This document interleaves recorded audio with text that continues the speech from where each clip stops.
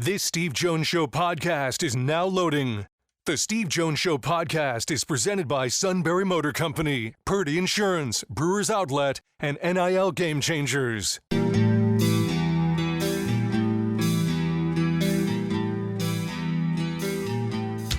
Bringing you an in-depth look at Penn State sports and more. This is the Steve Jones Show on News Radio 1070 WKOK. The Steve Jones Show is presented by Purdy Insurance, Brewers Outlet, NIL Game Changers, and Sunbury Motor Company. Now from the Sunbury Motor Studio, here's Steve Jones. Happy Friday, everybody. Opening half hour being brought to you by our good friends at Sunbury Motors.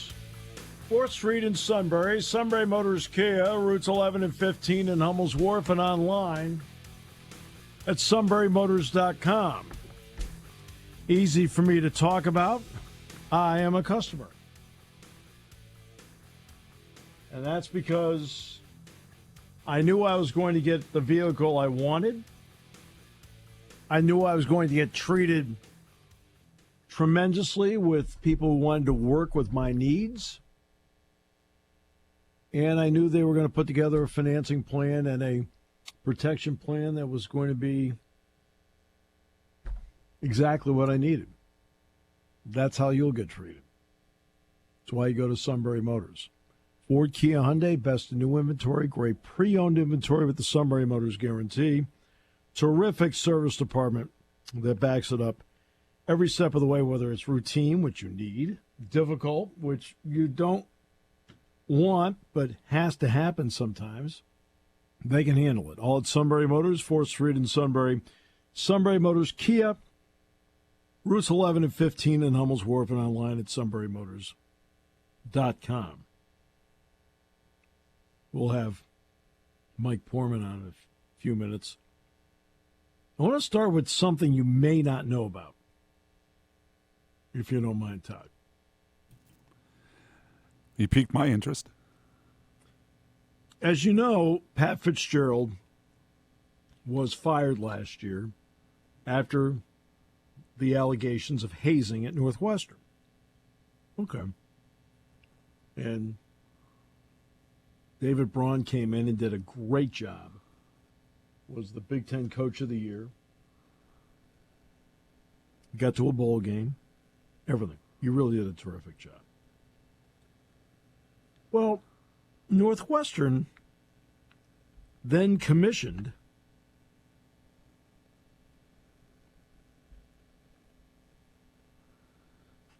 a group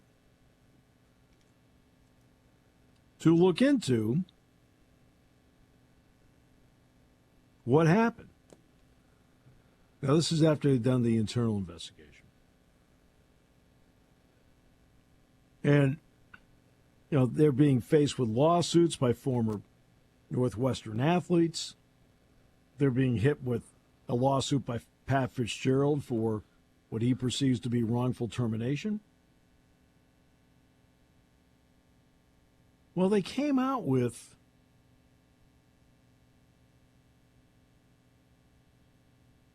this yesterday. This is the Bloomberg Law Group. Excuse me, this is the Paul Weiss of Rifkin, the team of Paul Weiss, Rifkin, Wharton, and Garrison. And the lead partner is former U.S. Attorney General Loretta Lynch.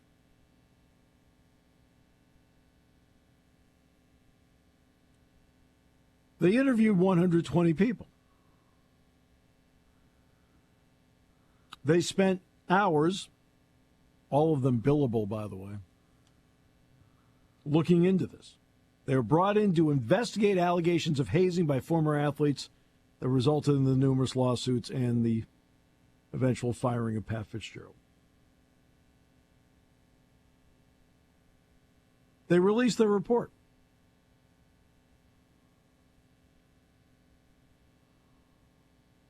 And they recommended that Northwestern enhance its hazing prevention.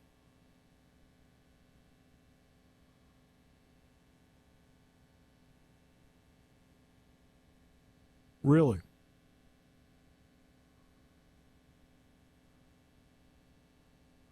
Really? That was the recommendation? Really? Everything you've done. That's exactly what they said a year ago when they did the internal investigation. You paid all that money for that? Well, they can't recommend they fire Fitzgerald or anything. They already did that. Right, but that's what you recommended? That's common sense. You might as well have taken the money, brought it to the what used to be the 50-yard line, it's all dirt now, and burned it. You and I could have come up with that. They recommended enhancing hazing prevention training. Really? They interviewed more than 120 people.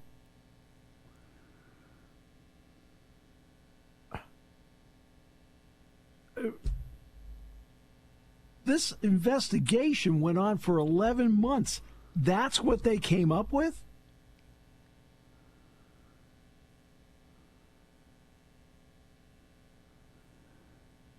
The results of our review have largely been positive, said the investigators. They found room for improvement when it came to preventing hazing during a nearly year-long review.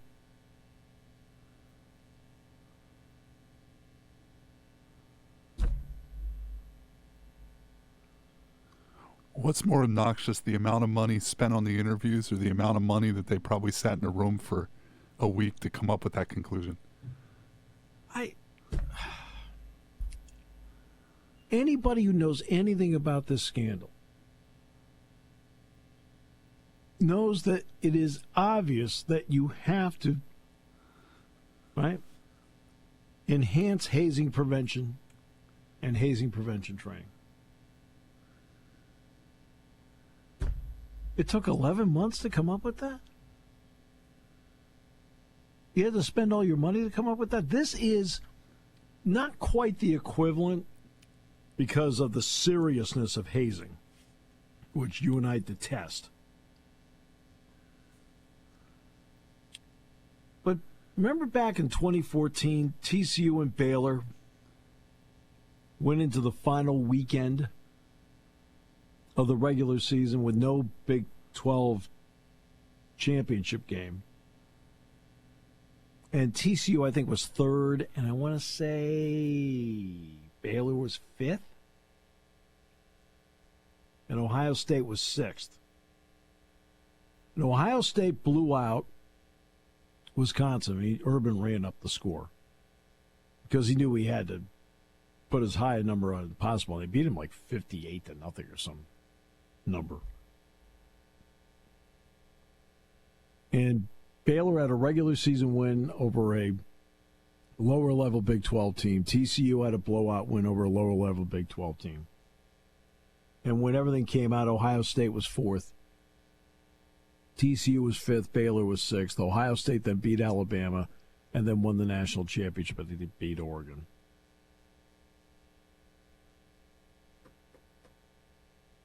And so Bob Bowlesby commissioned a group to look into what they needed to do. Do you want the conclusion was?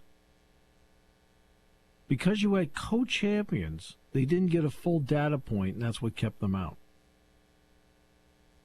You should declare a champion. That was the conclusion.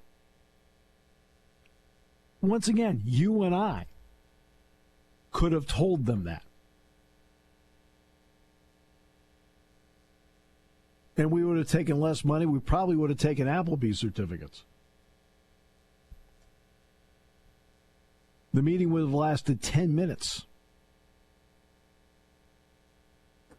What you do is, if they took months, we make it last at least 2 weeks, so we get a little bit of money out of it. I like to have lunch. Yes, and then we tell them. It's like with the Wells thing on. Wells did the Miami Dolphins hazing thing, the Richie Incognito investigation. We interviewed, I don't know, what did he interview? 400 people? Then he did the Deflategate thing. We interviewed 350 people. 350 people, for God's sake, just pull aside that, like 14 people that were like directly involved and then go from there. Including the officials who handled the footballs on every play, could you tell? Right? I figured you could Google Richie Incognito and do that investigation. Oh, believe me, no, I did a game. I did a Penn State Nebraska game where Richie Incognito got thrown out. They were playing Penn State. He got thrown out of the game. I mean, but my point is, why are you commissioning all these people when these decisions are pretty much a common sense thing? I know you want to give off the semblance of independence. All right? So I understand that.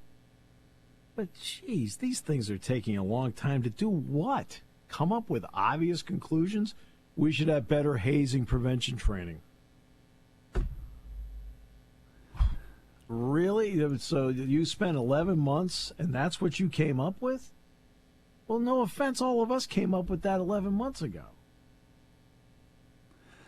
I'm guessing they need a paperwork trail.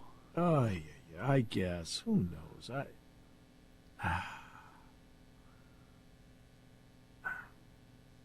I see stuff like that. Hazing is despicable. I've always felt that. So it's serious. It's serious. But the process with which they come to this conclusion is laughable.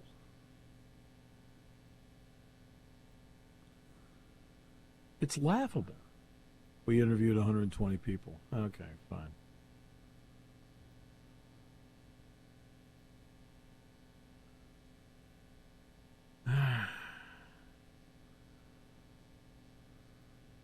I read that today and I went, what the heck?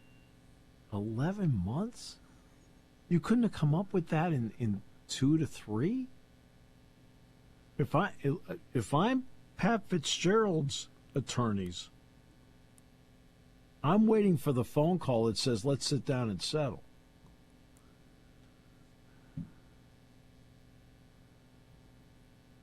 And we were out there for the game when it was announced who the attorneys happened to be for Pat Fitzgerald, and it's a group that you don't really want to deal with in litigation like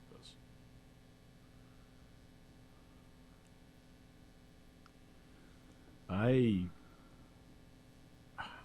We've seen too many of these things, and I realize okay, I understand that the intent is it's an independent group, right?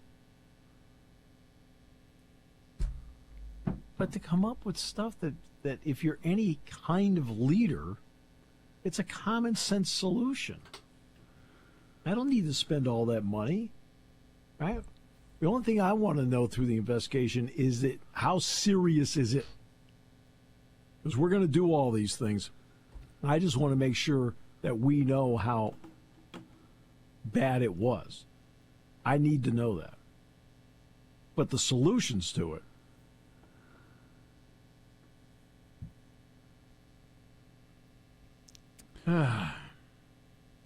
when I was Googling it, I did say that the judge told them in February that they should probably come up with a settlement, which obviously now we're in June, they still haven't yet. Right. Well, but that's standard in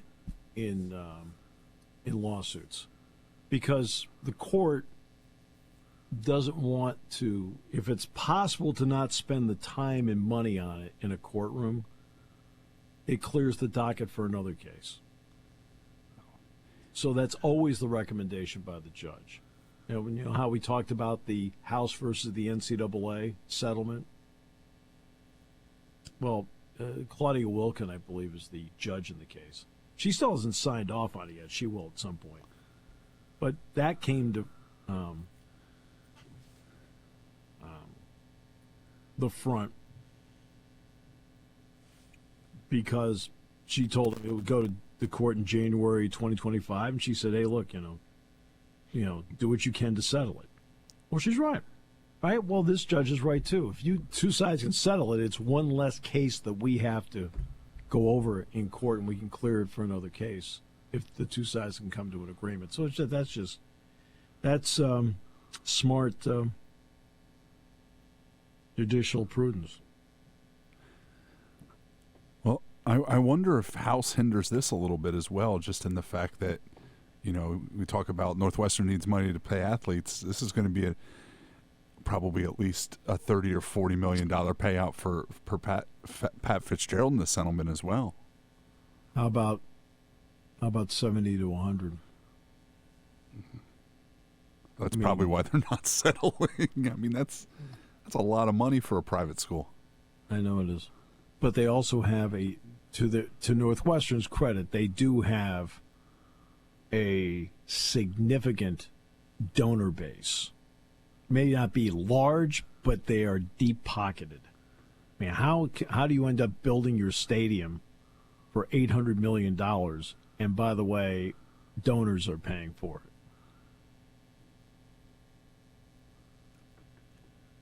it. With deep pockets. Yeah. Okay, probably not from the journalism school. Yeah, right. Yeah. The NBA draft, we'll get to that later because we have Mike Poorman next half hour.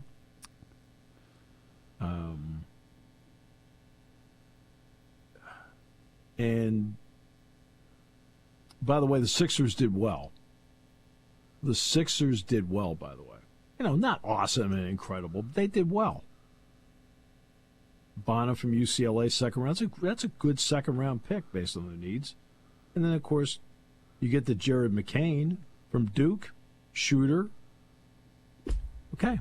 I mean, the Sixers, to their credit, I think, on paper, had a solid draft. Solid draft. Nobody had an exceptional draft because it's not a deep draft.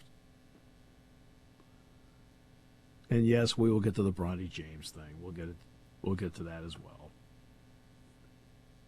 I'm not as taken aback by the whole thing, and I'll explain my reasons why. I'll just briefly at least touch on that. They drafted Dalton Knecht in the first round. If Bronny had been the first-round pick, then we'd be having a serious discussion.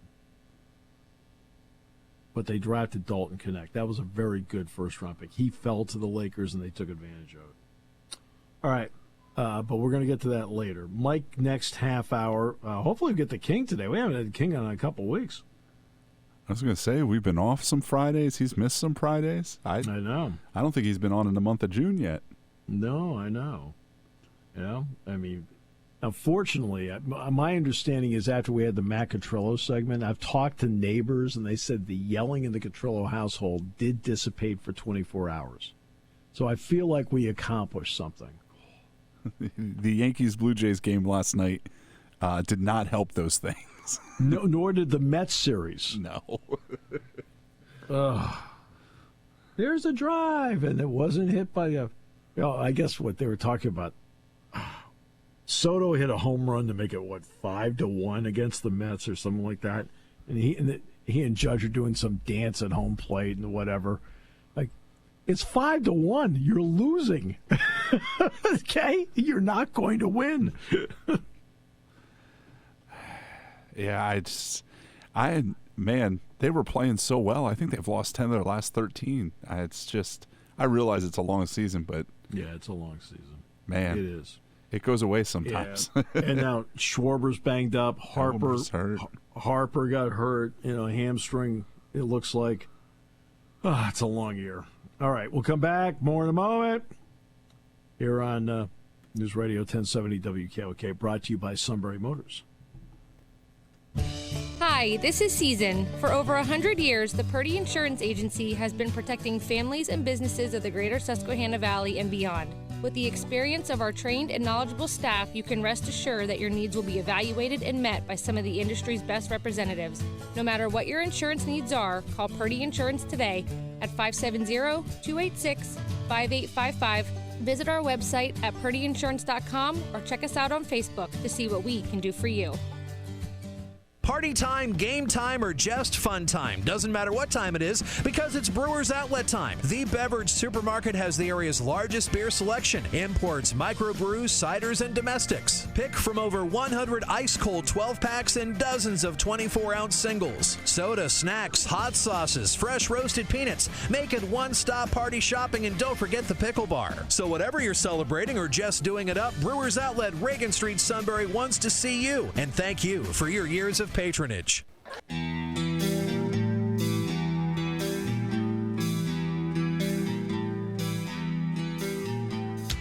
Bringing you an in-depth look at Penn State sports and more. This is the Steve Jones Show on News Radio 1070 WKOK. The Steve Jones Show is presented by Sunbury Motor Company, Purdy Insurance, Brewers Outlet, and NIL Game Changers. Now from the Sunbury Motors Studio, here's Steve Jones. I mean, Northwestern might as well have hired Dewey, Cheatham, and Howe to do that report.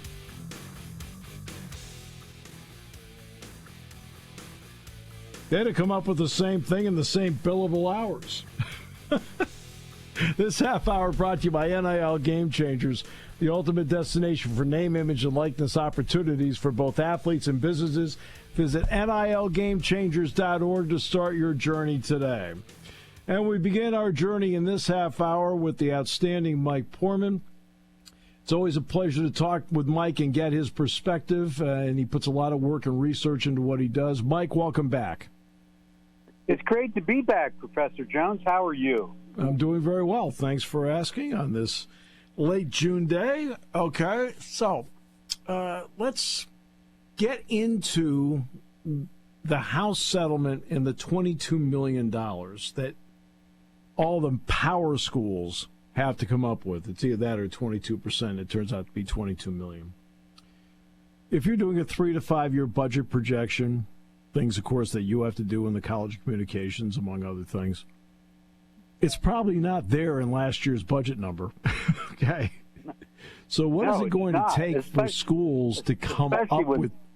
Go ahead, Mike. No, especially when Penn State's numbers that they submitted to the NCAA on $200 million of revenues showed a profit excess of $126,000. So you're right, it's not there. Well, there are going to be some changes. I mean, let's face it, the play-fly contract's now going to be in play in one of these budget projections. The college football playoff number is going to be up in the budget projection. There's going to be more money from TV in there in the next budget projection. It has to be, because we know it's all going up. So there is going to be money in there. But what does this do, in your opinion, to like an ACC school that doesn't have that kind of television contract and doesn't have that kind of radio contract? Boy, I mean, you hit the nail on the head two ways. One, it is where Penn State's going to, and schools like Penn State are going to find that money. There's new money with the college football playoff.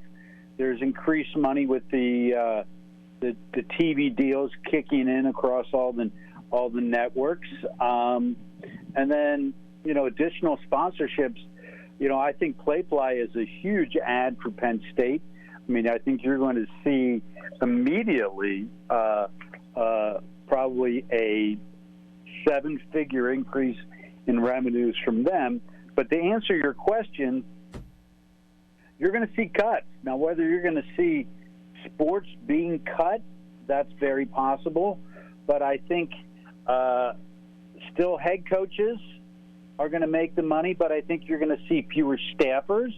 I think you're going to see open positions. I think you're going to see, as tough as it sounds as conferences now become coast to coast, you're going to see cuts in travel.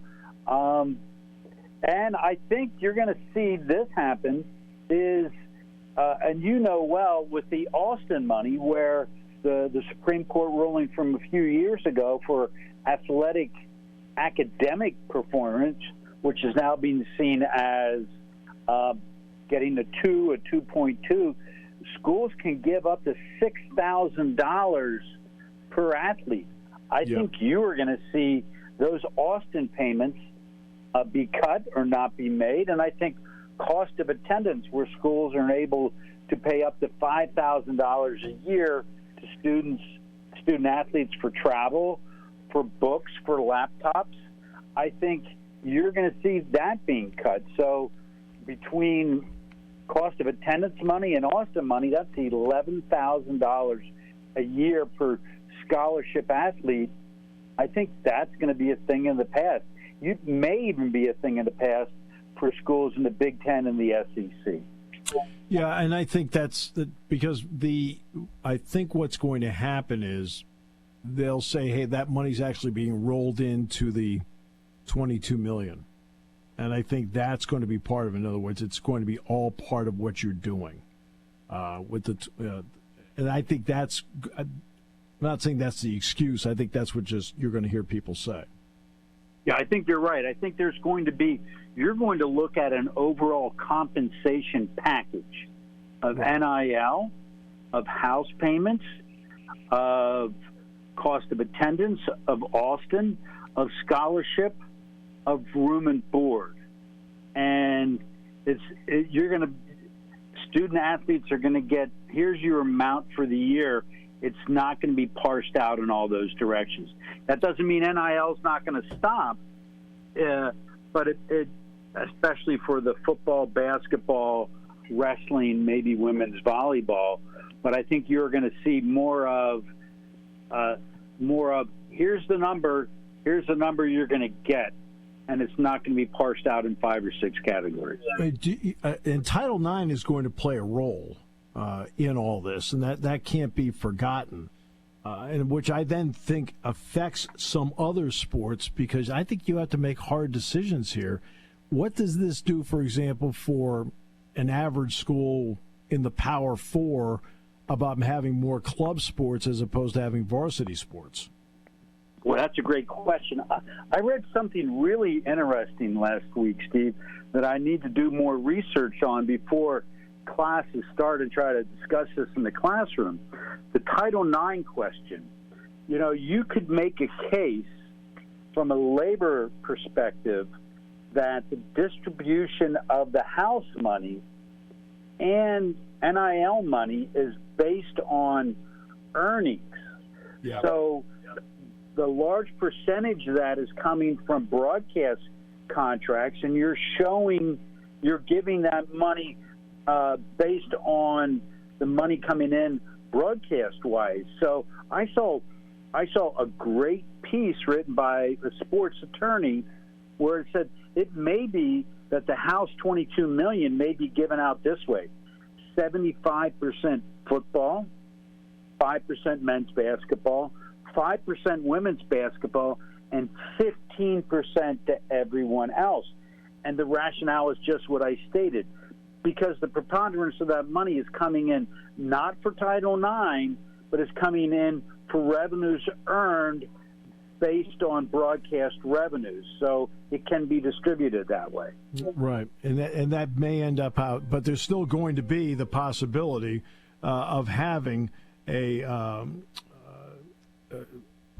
going to be some Title IX distribution in there, because I'm sure there's going to be a feeling that you have to do it at this point, especially you mentioned volleyball and women's basketball, were certainly two popular sports to begin with, as is, say, for example, you're an Oklahoma softball player. They're a popular sport. No, that's a great example. I think, and I do think you're right, Steve. I think whether it's the Power 2, the Power 4, at the group level, you are going to see a retrenchment of some varsity sports to meet Title IX requirements.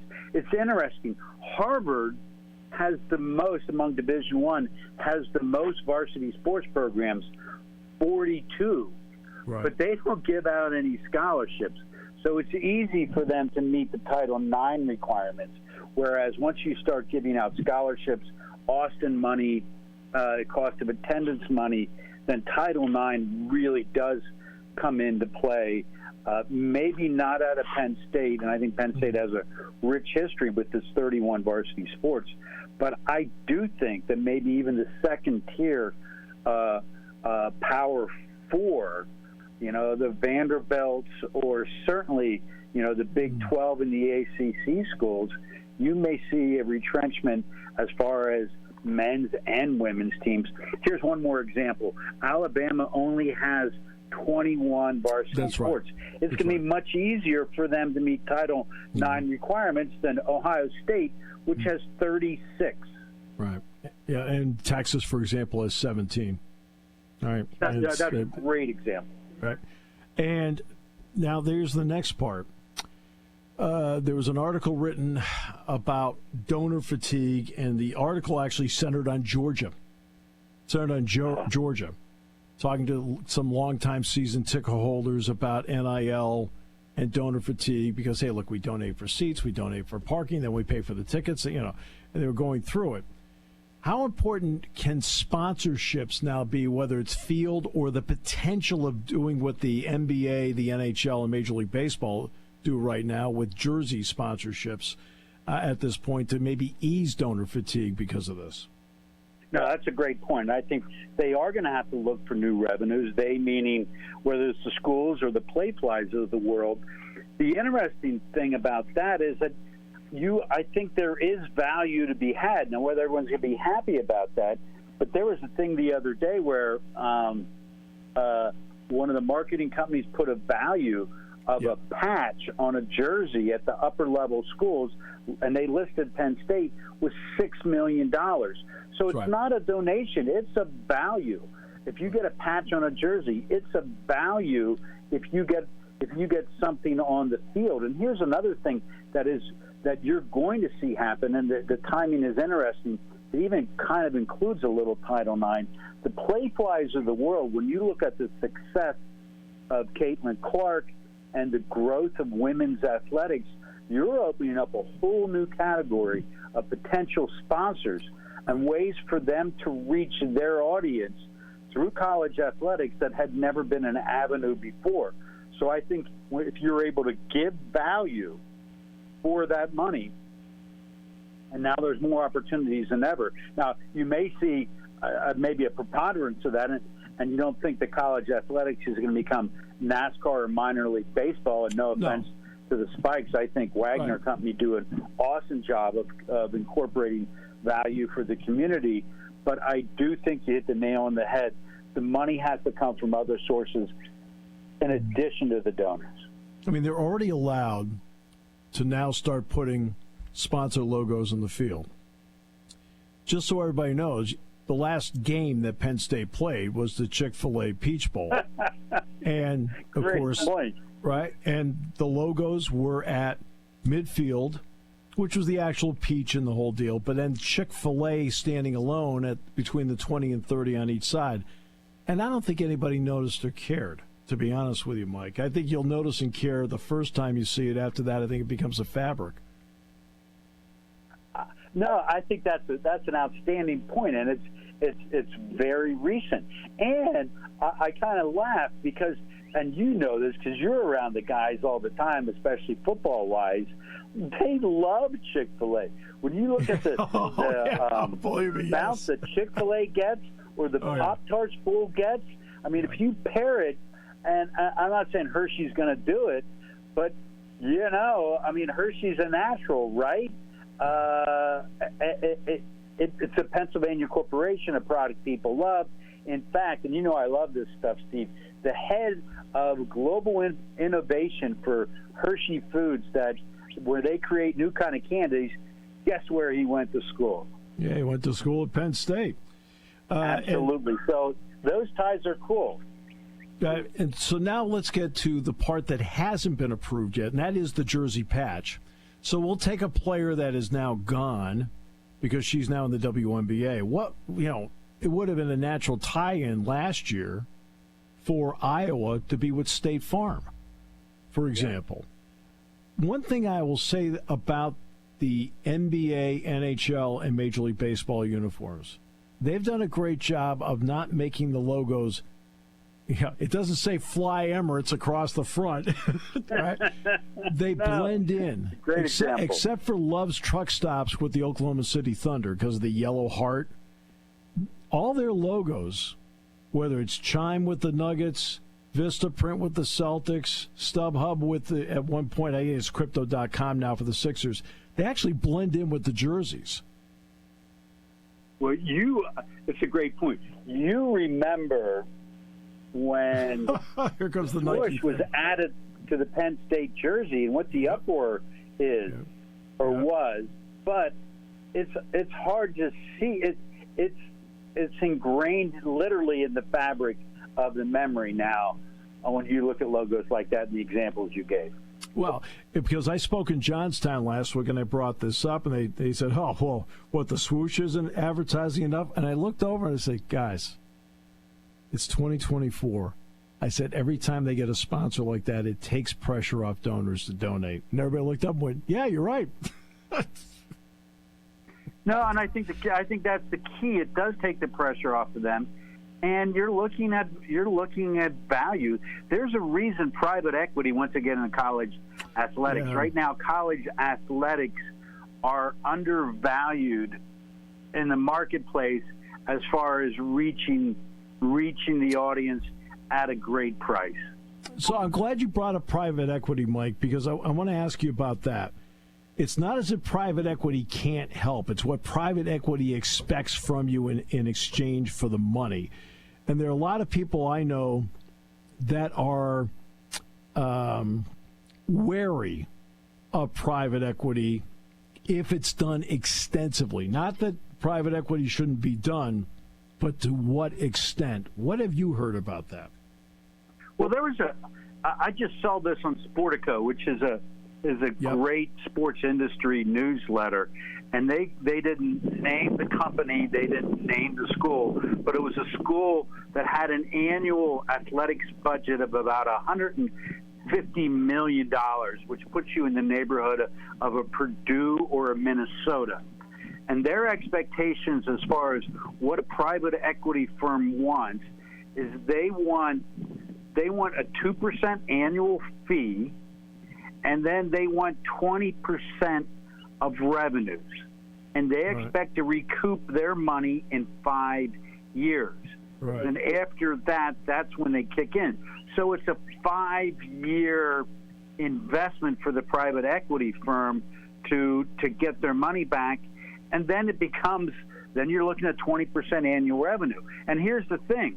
Even if you're at Penn State and you're flat last year at $126,000 profit, if the private equity is going to help you fund the stadium where you're going to bring in a massive amount of new money, then it makes sense that private equity is going to share in that money. And by the way, I don't expect the revenue to be flat next year because that's where the first TV and again, remember, the Big Ten TV contract's backloaded. But the first installments came in this budget year. Keep in mind the first installments of the Playfly money do not come in until the year after because they just started. And then the first installments of the college football playoff come in the year after that. So I don't expect to see flat numbers, Mike, in each of the next three reports because each year will have an additional bump. No, I'm saying they were flat. They were flat last year. Right, no, and you're absolutely accurate about that. And I'm saying that I don't expect to see that in each of the next 3 years because there'll be revenue sources that weren't there before. No, and I got to tell you, we're not going to see. You're right. We're not going to see it this year. Right. But if this report, I think it was from Engage, valued a jersey patch at $6 million a year for a single school. Right. That's transformational in and of itself. Now you have to sell it, and Pat had some good comments. Pat Kraft the last week about that. It's one thing to say it; it's another thing to do it. But even at half of that, $3 million a year is a really significant chunk of change. Well, and that's $6 million for football. You can get others for other sports too. The key is to sell it, and the key is not So the people in the stadium go, oh, look, sponsor, it's on TV every play. Yeah. That's the key to it. It's on TV. And you know what? I was talking with Sweeney Murdy a couple weeks ago. He said what really interests him is that he'll go to games and he sees Yankee fans buying jerseys with the Star Insurance patch on the side of it because they want to have the current jersey and they don't care the patch is there. Oh, I hadn't even thought of that. He's a great guy, and he's super smart because he's made the jump from just a New York market to all Major League Baseball. But you're right; it's totally being authentic. I even thought of this what you brought up, Steve. But let's say you get a sponsor. Penn State gets a sponsor for the jerseys of just all the women's team. So if you get someone like Procter & Gamble or L'Oreal, that's right, or Dove just for the women's team, that exposure times all the women's teams times all the TV is a great tie-in to a new market. And remember, all the sports are on TV because of BTN. So you're going to get TV exposure no matter what and which sport it happens to be. Well, I think, Steve, we should sit in the next marketing meeting, you and I. Oh, absolutely. I'm sure they'd love to see my shining face come in there. Oh, what does he want? All right. Mike, always a pleasure. This was a great conversation, and what you did was fabulous. Loved it. All right. Hey, thanks for asking. And Todd, appreciate you having me on, too. Mike Poorman. Of course, Belisario College of Communications, but also does a great job, statecollege.com, and covers so many topics. Great to have him on board. We will take a break. We'll come back with more in a moment. By the way, we just got a note from Dewey, Cheatham, and Howe, and they claim they would have come up with the same Northwestern report, but they would have charged more billable hours. Here on News Radio 1070 WKOK. There's something to be said about a sale with a handshake, a service technician who really knows what he's doing. They can explain it in English what the problem is. There's nothing better than having that friend you could trust in the area.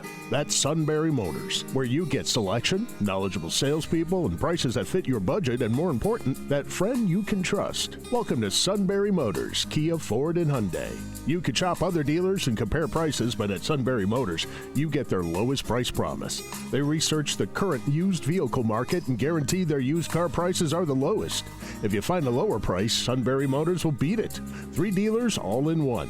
See their full new and pre-owned inventory at sunburymotors.com. Pick out a vehicle you like and schedule your test drive online. Follow them on Facebook. Sunbury Motors Ford and Hyundai, North 4th Street, Sunbury, and Sunbury Motors Kia, routes 11 and 15 in Hummel's Wharf. You want a unique way to display your brand. You need a team of seasoned experts to work with. You want to reach customers who buy. You want NIL Game Changers, a versatile consulting agency powered by former student athletes and coaches who work as NIL sports agents. NIL Game Changers will help you build powerful relationships with customers through compelling stories, with student athlete influencers as your leading edge. Finally, we'll equip you with the right media to drive your success home. NILGameChangers.org, building meaningful relationships with your customers.